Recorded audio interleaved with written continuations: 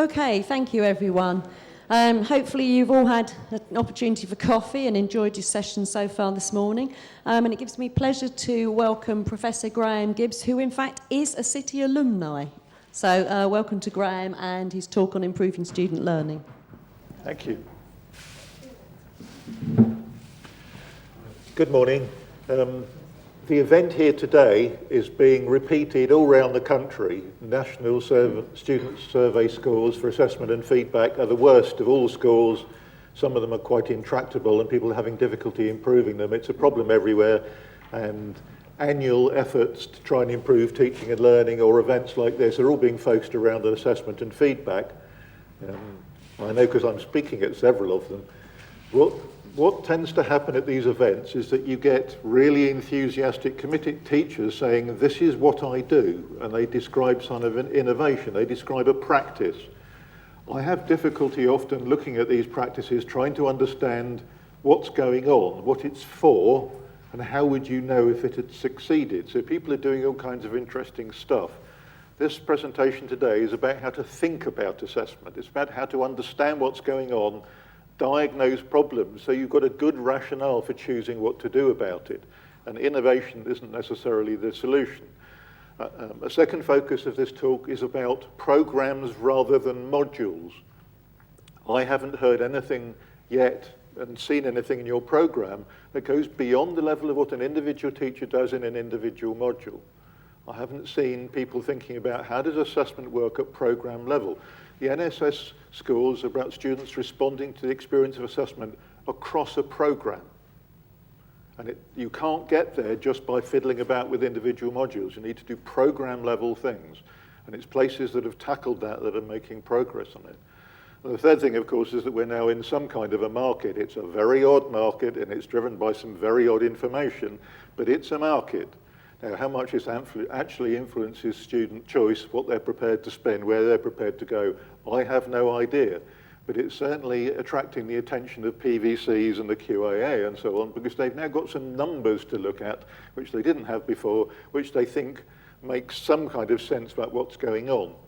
I'm going to suggest some alternative numbers which help you make more sense of what's going on. So we're in a market where people are using data to make decisions. This didn't used to happen.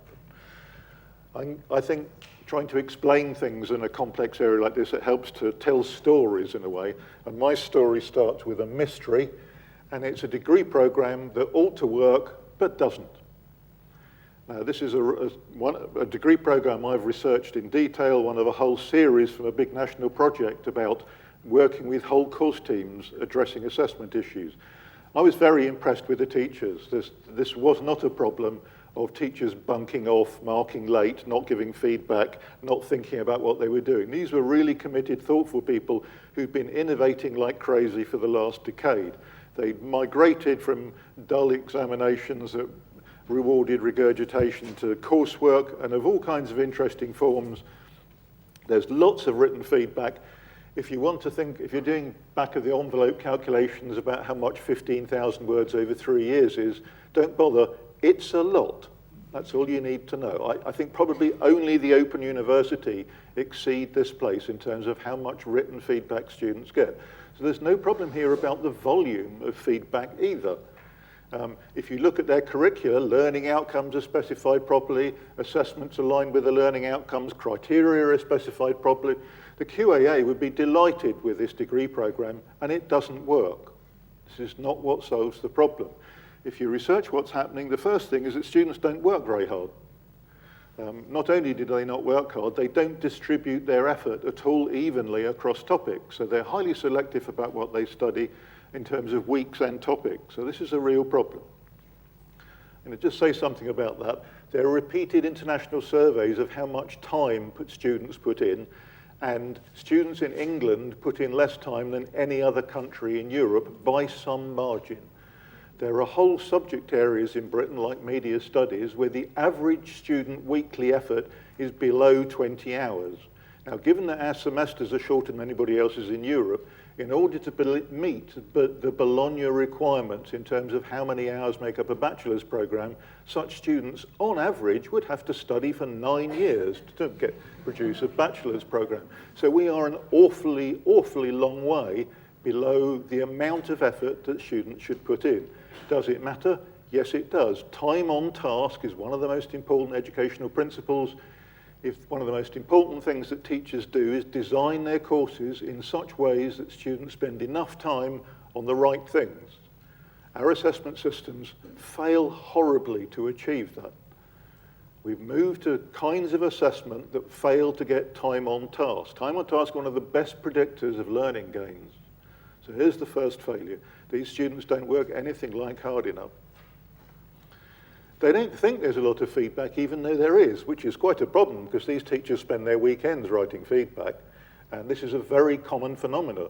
Often, institutions think that the problem is teachers not giving enough feedback. It isn't. It's students using feedback, which is the problem. Sophisticated students use feedback much better than unsophisticated students, and they learn a lot more as a consequence.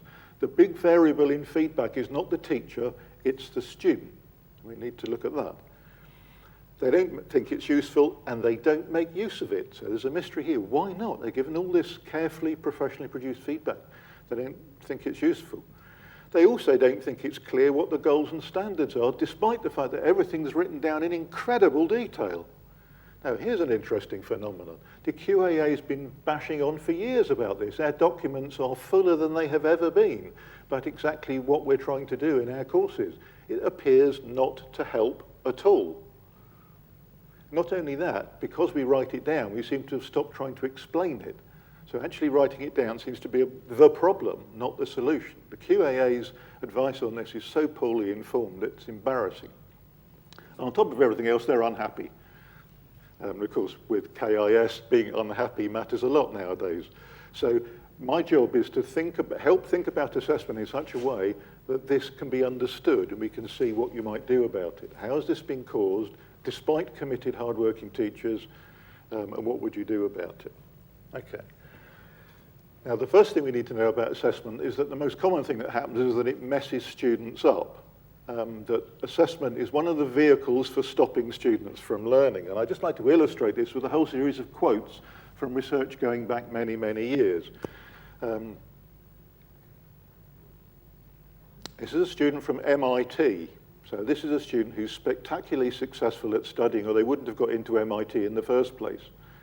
MIT students also work very hard, and they are highly selective about what they spend their time on because the demands at MIT are so great. So there isn't actually a problem of time on task at MIT. MIT students work incredibly hard. But there's a phenomenon going on here called selective negligence. And the students who succeed at MIT are the ones who neglect the right bits. That's the main game going on. And it gave this book gave rise to the notion of the hidden curriculum. And the most important thing for students to work out is what they really have to do in order to pass, which is nothing like what it says in the course documentation. To give one example, a business course at a university started using a process from America that involved second-year students acting as tutors to small first group tutorial groups in addition to everything else that's going on.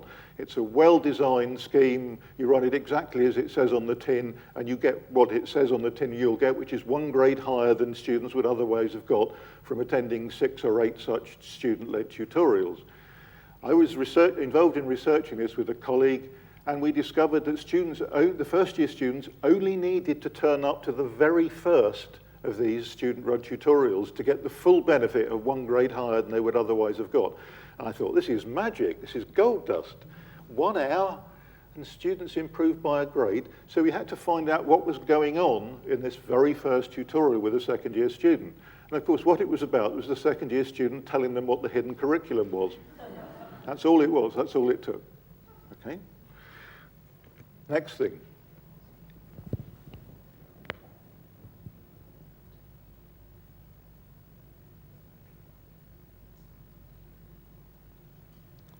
So you excise a good bit of the course immediately. This is exam-driven selective negligence.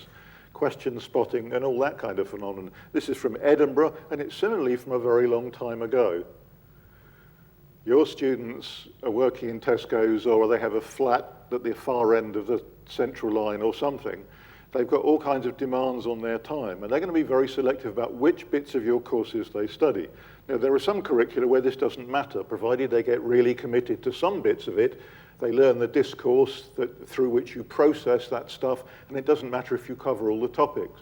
There are other subjects where covering all the topics is absolutely essential. In law, usually, it's really important that you know all of it, not just a few bits of it. Later on, you'll specialise, but in order to qualify, you usually need to have a pretty good grasp of most of it. I know a law course at a university in the Midlands where they could only afford to mark one essay and give feedback on it in a term. It was terms and then, just because the academic staff is so hard-pressed. Of course, if you drew a graph of student effort, it would base flatline till week 7, then it would go up, and then it would flatline till the end of the term. And that's what they were getting. And students are only really studying one topic in depth, and that was the question that they chosen for their essay, and everything else they largely ignored. If you then set them an exam later, they were terrible except on the topic they spent their essay on. What this course did was quite cunning. They said, there is a course requirement, you have to do 8 essays. We can't possibly afford to mark 8 essays, so if you don't do all 8, you can't pass the course. So that's nothing to do with marks, you just have to do 8 and submit them. The first 4, the moment you submit it electronically, you will get a model answer sent to you, and we will use seminar time to discuss the difference between your essay and the model answer. So that's the feedback. It's done in class, there's no written feedback from teachers. There are no marks associated with them. The second 4, we will tell you that you have to do all 4 of them. They have to be submitted by certain deadlines. And at the end of the course, the person running the course will have your pile of 4 and other students, and they'll pull one of them out at random and mark it, and that's your mark for the course. Now, what exams do is sample the curriculum by asking different questions, but you can sample coursework. It does exactly the same thing. It spreads students' effort across the course. Now, the feedback was being given in the early part of the course by discussion of students' work. So the teachers didn't even bother giving feedback on this anymore. They just stuck a mark on it. So teacher effort has gone down, student effort has gone up by a factor of 6 or 8. Bloody brilliant.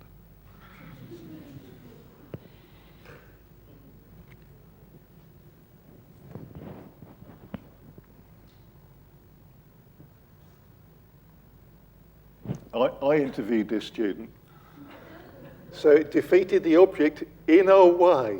It'd make you weep, wouldn't it? This is about where assessment inadvertently measures the wrong thing, and so it misorients students' effort towards something other than you want them to do with the material.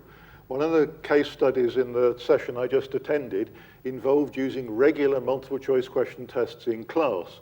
The question for me was, does this orient students to taking a surface approach so that they collect facts rather than trying to understand the subject matter? Because that's what assessment systems do. They orient student effort towards doing certain things with the material rather than other things with the material. That's the main thing assessment does, is orient student effort. This course, the exam was clearly measuring regurgitation. The person tried to understand it. No help to me at all in the exam. They just wanted regurgitation. Revising, this student just concentrated on memorizing stuff, worked perfectly. So assessment often measures the wrong thing, and the side effect is not just that the result is invalid, it misorients student effort. This is about alignment of goals and standards. Students understanding the same thing you do about what you're supposed to be doing with the material on the course.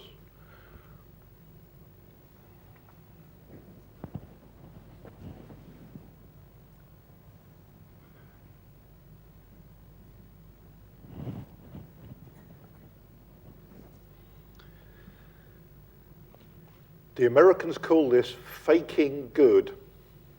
Pretending you know more than you know, that you understand more than you understand. I was an undergraduate here at City, right at the beginning of the social science degree program. 1978 I was here, and I occasionally, or even fairly often, would cite stuff in my references on my essays that I had not read. I'm sure your students would never do this, but I did. And it's faking good. I wanted my teachers to think I had read more than I'd really read. I suspect it didn't work. They could see through it straight away. But it was the game I was playing. I was trying to get the best mark I could get, given how much I understood. Now, this is a consequence of putting marks on things. Literature about assessment in schools make it absolutely clear that if you take marks off things and they're only formative, so they're only for feedback purposes to the student, performance goes up. If you want to drop student performance, just stick a mark on something. In fact, you can dramatically improve students' learning in subjects like science at school just by taking marks off pieces of work. What pupils then do is pay more attention to the feedback because it's the only information they've got about whether they've learned what they're supposed to have learned. Marks are disastrous for this purpose. The less things you have on marks, the better. Now, here's a, boy, I'm going to be in time trouble. Here's a fun anecdote. Years ago, I ran a big national project on teaching large classes. We couldn't call it teaching large classes. The Polytechnics Funding Council said, we don't believe in large classes, only more students. So we had to call it teaching more students. I was visiting a university on the south coast, a science faculty, and they said, Graham, we've read all your stuff. We want you to come and do a big workshop for the whole faculty on teaching large classes. They were being honest about it. But actually, we're going to cut straight to the action. We're going to call it saving staff time. So it's never mind.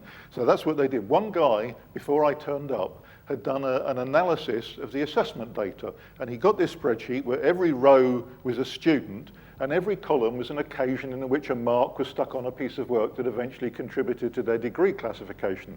So column 37 might have been a lab report in semester 2 or something like that. And there were 116 columns on this spreadsheet. That's how often teachers put marks on things. Don't go, ooh, it's surprisingly common. Nobody realized this until he produced the spreadsheet. He was a statistician, so he did a discriminant function analysis. What this does is see which of the columns contributes least to the degree classification that comes out at the far end.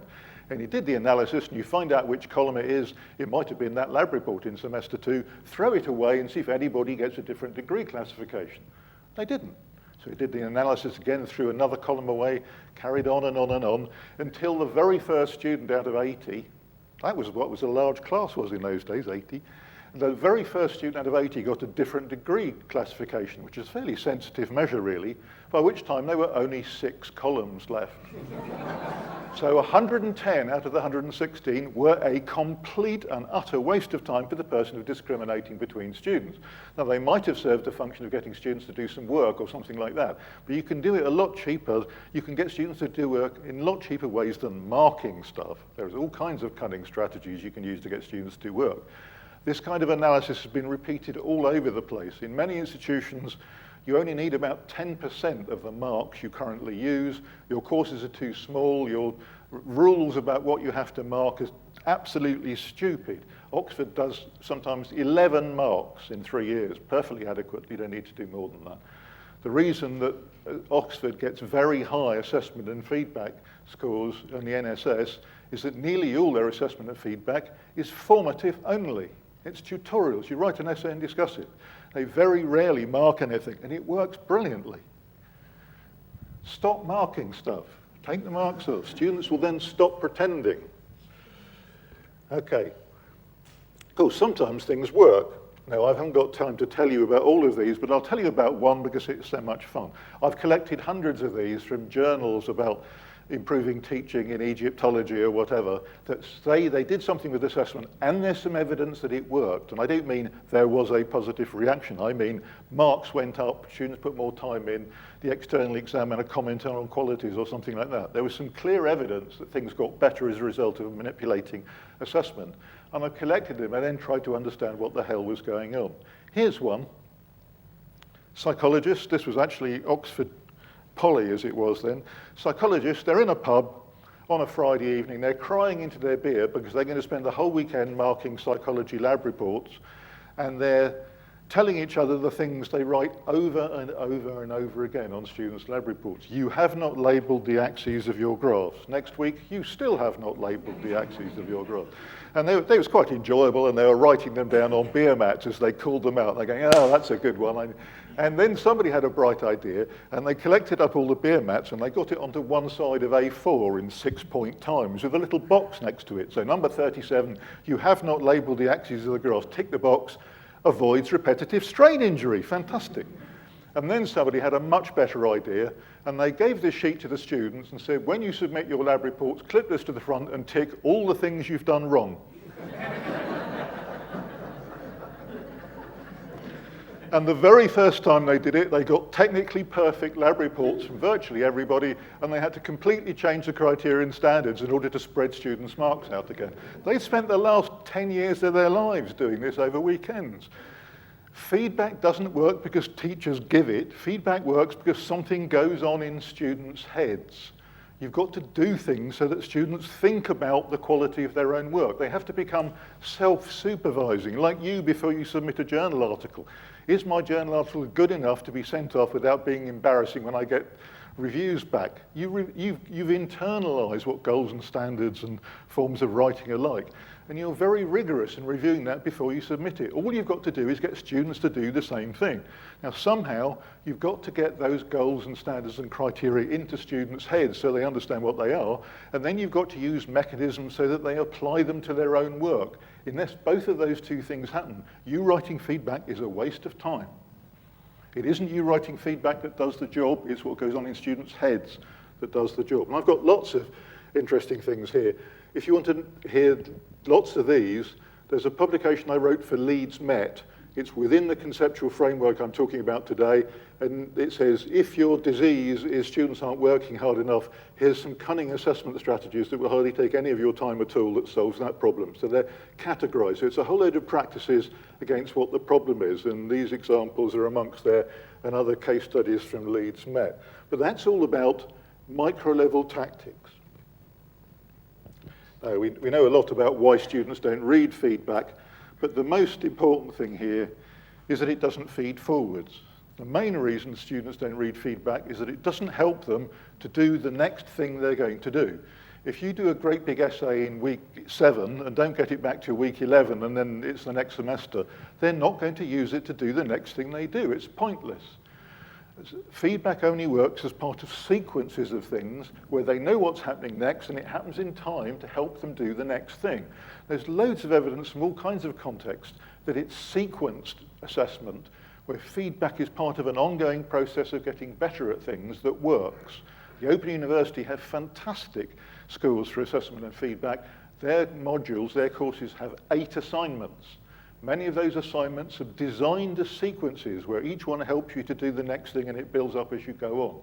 It's the design of sequences of assignments which solves this problem, not the giving of feedback. Now, if you've got modular systems, you can get around it in other clever ways. Historians at Bath Spa have a feedback sheet for essays or other things that students write, and a bit at the bottom it says developmental priorities. And what this is about is next time you have an assignment of this kind, what kinds of things should you be paying more attention to? And students have to tear it off and stick it on the next assignment they do of that kind, next semester, next year, next course, whatever. And it reminds them to pay attention to it, and it reminds the person marking it that the student should have paid attention to it. It's just a little device to make feedback feed forwards. In fact, feedback hardly exists as a phenomenon. Students almost never go back to a subject matter prompted by your comments and read more or do more work. It's very, very rare. What happens is that the next thing they do can be helped, but that will only happen if you have designed sequences. Now, if most of you have modular-like courses, that means you have to agree with each other across semesters, across years, about the sequence of things that you do. Some of the most successful solutions I've seen has been involved vertical integration across 3 years, where all the people who set and mark lab reports across the 3 years sit down and talk to each other about what they want to see progressing and how that will appear in the kind of assignments they set. And feedback is designed to help students progress up that ladder over 3 years. So you get assessment strands vertically through 3 years. That's what makes assessment work, not giving more feedback. Okay.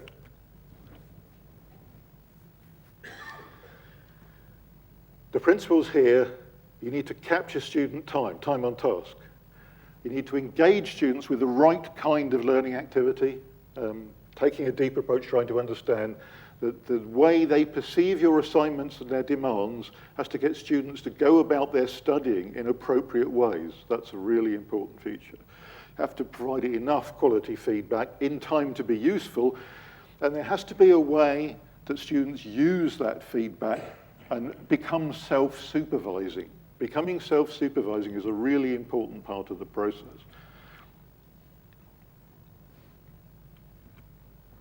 Now there's lots of, there's the reference for Leeds Met. There's lots of micro-level stuff. This PowerPoint's going to be on a website, is that right? Can I just check so that if people want the references, they can find it, which means I can rush on. I developed a device to measure the extent to which those 4 principles were embodied in assessment at module level, and started collecting lots of data about 12 years ago. And then I started noticing that whole institutions differed in average scores, which got me very interested. I developed a thing called the Assessment Experience Questionnaire, which measures the kind of things I've been talking about.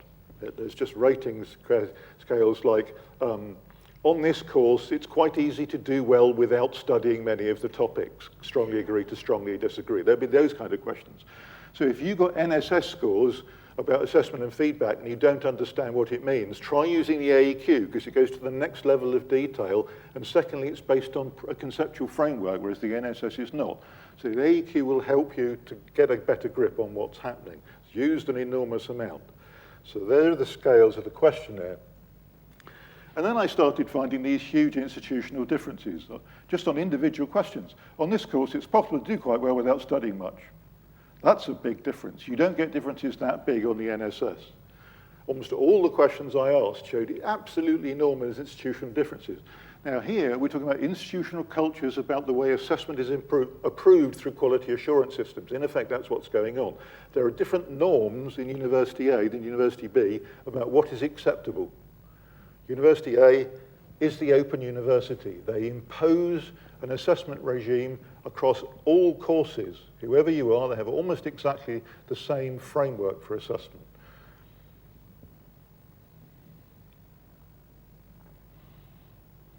These are big differences. These are really, really big differences. You've just imposed 3 weeks as a turnaround time for students. Even if you had a way of policing it, 3 weeks is a waste of time. 3 weeks is much too slow, really.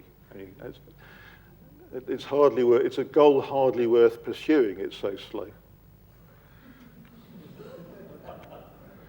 So let's see, if you're going to look at regimes, what works? Now for regimes, I need to first say, what kind of regime are we talking about? So I started auditing degree programs and looking at exactly how the assessment system worked. How many times do marks get put on things? Was it 116? How many times are they formative only? One of my colleagues in this work just published an article in which they show details about 12 degree programs in 6 different institutions, only one of which has any formative only assessment at all in it. Now the research literature is absolutely clear. It's formative only assessment that produces learning, not summative assessment. And their internal quality assurance processes and the QAA have allowed these degree programs to drift along over the years until formative assessment has disappeared entirely from 3 years of programs. This is outrageous. What were the QAA thinking of? Oral feedback turns out to be very important because the words people use in feedback are just incomprehensible. It's an internal language that people inside the discipline understand and people outside don't. And you have to negotiate it by talking about it for students to understand what you could possibly be talking about when you say you haven't produced a conclusion or you haven't used the evidence properly. What are you talking about? You have to, oral feedback really works. Some institutions have almost none. Volume of written feedback, we actually counted how many words are written on assignments. It took us a long time. Timeliness, best guess to how long. Now the first thing you notice is just how wide these variations are between degree programs. I mean, this is absolutely extraordinary, just how varied this is.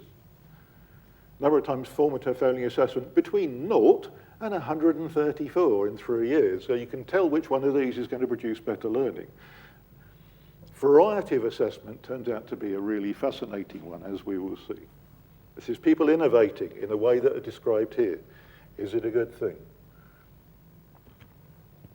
First thing you notice is that programs have either lots of summative or lots of formative, but they can't afford to have both because it costs too much. And people make choices. And most of UK higher education has gone down the lots of summative, hardly any formative route. The very few places that do it the other way around have spectacularly good NSS scores and very good learning. The simplest advice I could give you out of today was have a look at your degree programs and see how many of your summative assessments you could turn into formative assessments. See how you could reconfigure your curricula so you need to do summative assessment less to give you more time to do more formative assessment. That would have more effect than anything else I can think of. The next thing is to do with which things produce the good learning responses. Now, if you want students to foul up, then, as far as I can tell, you give them so many different kinds of ways to assess things, they've got no idea what's going on, they're completely confused about your demands, and your feedback can't help them because the next thing they're asked to do is completely different from the last thing they're asked to do. Consistency of demands seems to be a really important feature of assessment and feedback systems working. All of the contexts we encountered, even with highly committed, innovative teachers, that had wide variety of assessment demands, it worked very badly. Mostly this happens completely idiosyncratically without any planning. Individual teachers introduce variations. There is no plan at program level at all about how this happens. It's planning it at program level that solves the problems. So you need, if you have lots of summative, little formative, little oral feedback, slow feedback, almost everything goes wrong, and that is the description of most programs we've discovered. And that's why it goes wrong. If you want it to work, you need lots of formative only, lots of oral, and prompt. Prompt can mean straight away, really straight away. Quick and dirty feedback seems to work much better than slow and perfect feedback. You know, saying, I can't afford to produce really wonderful feedback for my students unless it takes me 3 weeks. You've got the wrong criteria here. You should be doing quick and dirty feedback, works much better. So all of these things, effort, deep approach, coverage of syllabus, all of these things get better when that's what the feedback, the assessment systems look like, even if you ignore all the things the QAA would want you to do about specification and alignment. Why? Being explicit does not result in students being clear.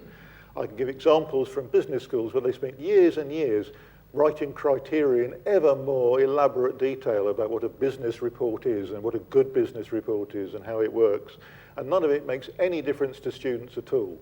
And then you get students to do a marking exercise where you give them a good, mediocre, and bad business report, ask them to mark it, discuss what it means. The teacher says, well, this is what grades I gave it, and this is the comments I made. Here's another 3, mark those and discuss them with the people next to you. 90-minute exercise, students' grades improved by 1 whole grade for 90 minutes input. That's students internalizing goals and standards by seeing exemplars. It's exemplars and talking about them through which students understand goals and standards. Exactly as when you were a new lecturer and you started marking and you had no idea what you were doing.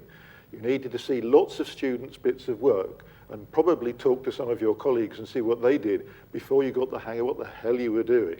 And it's the same for students. It's exemplars which does the job, and talking about them and comparing the judgments you make with others that you gradually get inside the culture and the values and so on. Writing it all down appears to have no impact at all. What it does have an impact on is that students can see what they don't have to pay attention to. So actually, explicit curricula, thorough course documentation is brilliant for students in helping them to be selectively negligent. If they encounter a variety of stuff, they get anxious. Anxious students drop down to a surface approach and try and memorize because they've got no idea what else they could do to be successful about it. Variety means feedback can't feed forwards. Variety means students don't get better at things, so they only have 1 group poster report over 3 years. How are you supposed to learn how to do a group poster report if you only ever do it once? It's daft. You need multiple goes at it. The first 3 or 4 probably should be formative only. Okay. I'm supposed to stop soon. Can you remind me when I'm supposed to stop? 22. Huh? Okay, so we go back to this. Now you can see why it doesn't work. There aren't enough bits of coursework, because people can't afford to mark many, for students to do enough work. You need something better than this to capture student time and distribute it. A small number of bits of coursework is hopeless. They don't make use of the feedback because it's too varied, it comes too slowly, things we've been through. And they're very unclear about goals and standards. They were really angry about not knowing what they were supposed to be doing. And by the third year, they'd given up trying to guess, which is terrible. By the third year, you're supposed to have internalized this and really understand it. It was the opposite for them. And that was caused partly by the sheer variety of forms of assessment, and partly by the teachers never having done marking exercises themselves. So the teachers were all over the place as well about this. There was no consistency between courses in what people meant by the words they used or the standards they were using across modules. So part of the solution here was actually funding the people in this department who had lots of part-time teachers to sit in the same room together for once and do marking exercises. The Open University does this with part-time tutors. Every time an Open University course starts up, they bring all the tutors they've hired to Walton Hall and they do marking exercises with the course team to corral people into having a similar conception of what's going on, what they're supposed to be doing and what the standards are. It's a crucial part of the Open University's processes.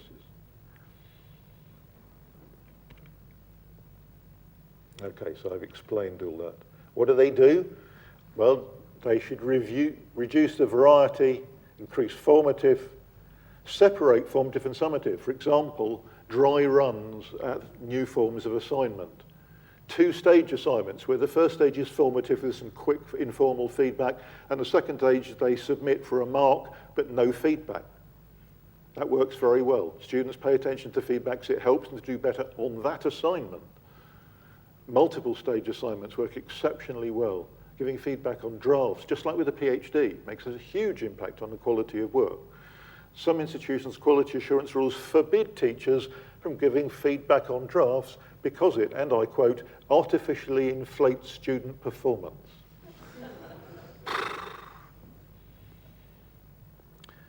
Restructure the degree program into bigger chunks so you can go formative, summative within a large chunk instead of summative in every single separate tiny little course. All over Britain, people are fleeing from modularity and producing courses in bigger chunks to help them solve this problem. Most extreme example is Liverpool Hope, where degree programs now have 3 courses, a first-year course, a second-year course, and a third-year course, and that's it. And they've done it partly because they've managed to dramatically increase the number of times in which students have formative goes at things in integrated ways. Another thing is that in the particular context, the teachers owned a module and they had devoted themselves to developing their module, and they'd presented presentations at teaching events about the wonderful things they were doing. And when it came to saying, this isn't working, you're going to have to agree with each other across the program, you're going to have to give up some autonomy so that it works as a program, they all went, shan't. This is mine, I'm keeping it. I spent years working out how to do this and I'm not going to stop. If you look at literature about successful teaching departments around the world, whatever country, whatever system, and you go in and try and understand how they were, what they have is an ethos about collaboration between teachers about the way the program works. It's a collaborative ethos that's aligned. They talk to each other about how to do things together. You cannot succeed as a program by having jolly good individual teachers doing idiosyncratic things. It's almost impossible to make it work. Some individual innovation is a seriously bad thing. Okay, I've run out of time. I've got various cases of people using the rationale, using the assessment experience questionnaire, using the audit, sitting down as a course team to diagnose what's going on, agreeing as a course team the kind of structural changes to make, measuring the whole lot a year later and showing developments on everything we'd want to look at going in the right direction. I've got all kinds of cases like this.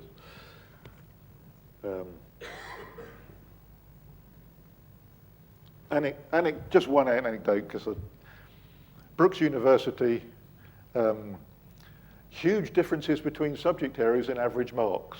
68 over here, 57 over there. QAA and their own internal review saying there must be a standards problem here. Well, maybe, maybe not. Maybe there are better students, better teaching, who knows? But there are certainly differences in marks. And they hired a statistician to try and predict what this was about, that Egyptology always got 68, whereas history always got 57 or something.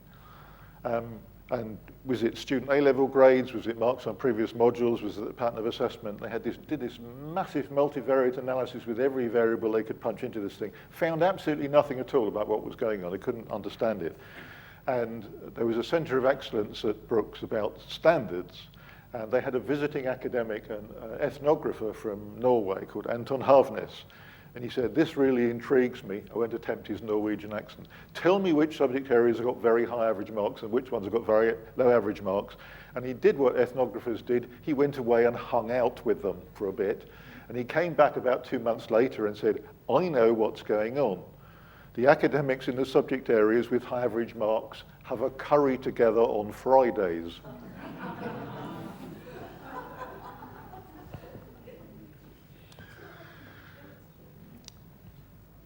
This report, Dimensions of Quality, I was commissioned to produce. It's a review of those variables we know actually increase student learning outcomes and gains. And Willits read it because he wants well-informed customers. So when the white paper was being drafted, the now dead white paper, when Hefke was briefed to produce KIS, Willits wanted to know what was in this so the right variables are there. Now we all no, it's gone horribly wrong, and Hefke just grabbed whatever data they currently had to hand, and KIS is almost totally invalid as a consequence.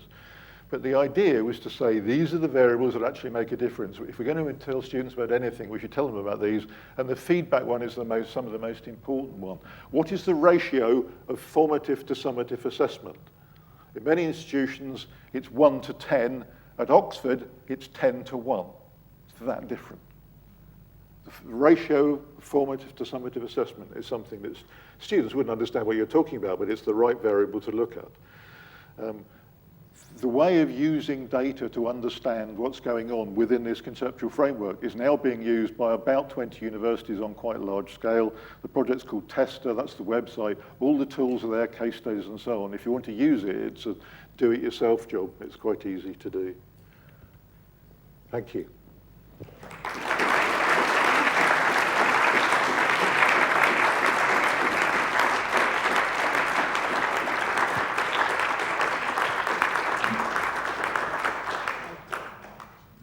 Thank you to Graham as well. We are right into lunchtime, so I don't know if anyone's got maybe one question they want to sneak in.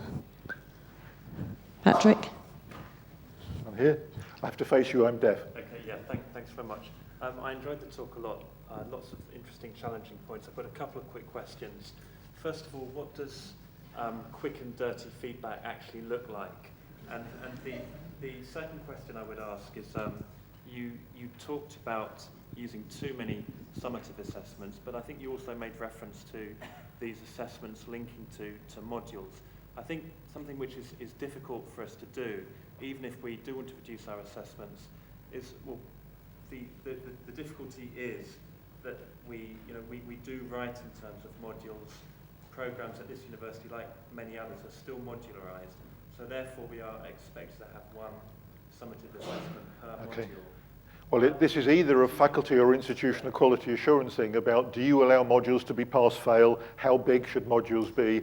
The structural, the structure of the curriculum is a really important determinant of this. If you've got a system with small modules, you're in deep trouble unless you change the rules.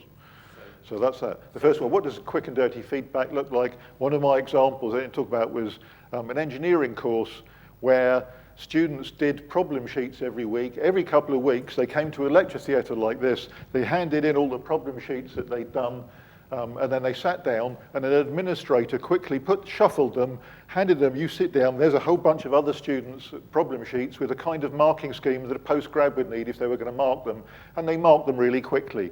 Brian, you're a moron, this is not how you do it. Whatever they do, I mean, there's no quality assurance at all about what they write down, whether the marks are right or anything. And then you take it out the front, and as you leave, you collect up your stuff with a whole variety of other students' comments scrawled all over your problem sheets, and this was at Strathclyde. The average mark on that course doubled.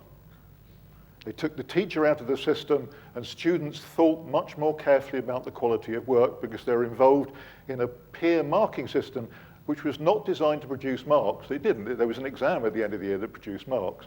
It was designed to engage students with thinking about errors and mistakes and how you do things and alternatives by looking at exemplars and making judgments about them in relation to standards. And they did that 8 times over a course. That's what made it work. And it's free. There was no lecturer in the room. It was free. And it happened immediately. Hand the problems in, an hour later you get the feedback. It's quick and dirty. It doesn't actually matter whether the students who mark your work are right or not.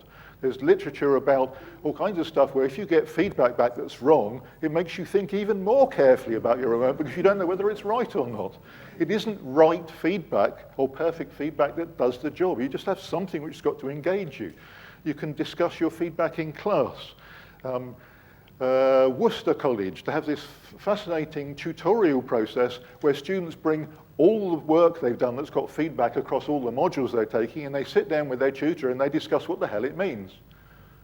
They put class time aside to try and learn from all the feedback they've been given.